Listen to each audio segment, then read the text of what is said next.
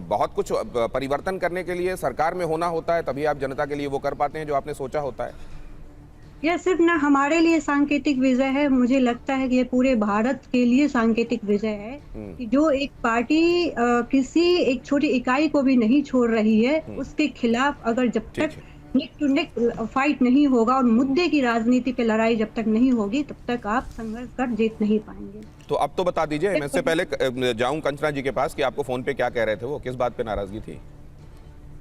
नाराजगी जो बेसिक काम नहीं हुआ है उसी काम पर है। नहीं, अच्छा ये बताइए, ये नीट पेपर लीक, ये भरत तिवारी मामला, ये यूजीसी मामला, ये सब नहीं हुए होते तो भी यहाँ पर आप लोग जीतते? आपको लगता है ये तमाम मुद्दे हैं जो जिसकी वजह से ऐसा? मैं आपको बता दूं, नीट पेपर तो है ही, लेकिन बांकीपुर की जनता में जिस तरीके से जन आक्रोश था बंटी यादव को लेकर, आप कह सकते हैं कि वहाँ एक जो यादवों का गढ़ है, वहाँ के लोग को उठाकर उसको मरवा देना।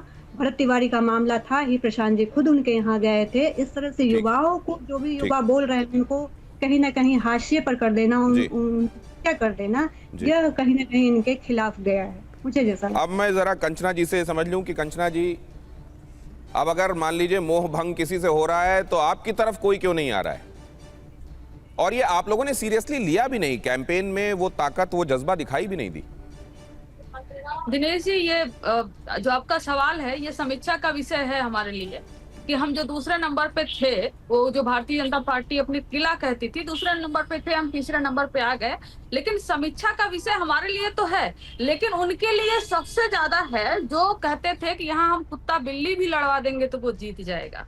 वो 1995 से अभी तक, जो पिछले 2025 के इलेक्शन में 63% वोटर्स जो है उन्हें वोट किए थे, 2010 में 72% वोटर वोट किए थे, 2015 में वो सीट कांग्रेस ली थी, 2020 में सीट कांग्रेस ली थी, कांग्रेस 30% लाई थी। हालांकि हमें मैक्सिमम पिछले बार 29% मिला था, कांग्रेस को वहां से 30% मिला था।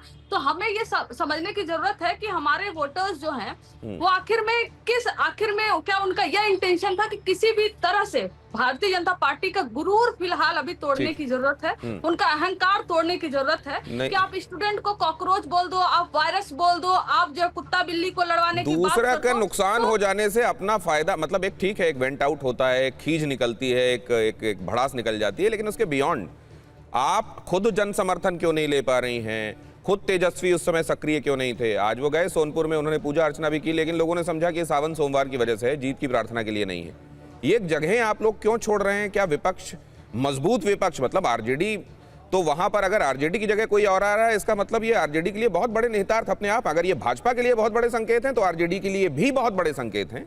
इसलिए देखिए, आरजेडी के लिए बहुत बड़े संकेत इस मायने में है कि अभी हम 2020 और 2025 के इलेक्शन की समीक्षा कर ही रहे हैं, और इस चुनाव की भी हम समीक्षा करेंगे कि आखिर में क्या वजह थी कि लोगों ने उधर वोट किया, हमारी तरफ वोट नहीं किया। लेकिन अभी जो फिलहाल हम अभय जी, आपका इशारा देखना हूं, एक बार अभय जी के पास होकर आप लोगों के पास। भारतीय जनता पार्टी का गुरूर किसी भी कीमत पर तोड़ना था। वो जो किला हमारे पास खोने को नहीं था ना, उनका तो किला ढह गया। उन्हें तो शर्म से मरना चाहिए, जिनको लगता है कि कोई भी अत्याचार करके AK-47 चलवा के देश भर में युवाओं को कॉकरोच बोलकर वो जीत लेंगे, तो वो पॉसिबल नहीं। जफर इस्लाम साहब, फौरन ही कुछ 10 सेकंड में आपकी बातों पर काउंटर देना चाहते हैं। हमें सोचने की जरूरत है, ठीक है, हमारी कमियां हैं जहां आ रहा हूं अवधेश जी आपके पास। अब जफर जी, हाँ मैं जा रहा हूं, रिपोर्टर्स के पास जा रहा हूं, थोड़ी देर में जा रहा हूं। हाँ देखिए, मैं सिर्फ 10 सेकंड में बोलूंगा कि जिस पार्टी में जो पार्टी जनता के बीच में रहती है, जनता पर समर्पित होकर सेवा करती है, उन्हें कोई गरूर नहीं होता है।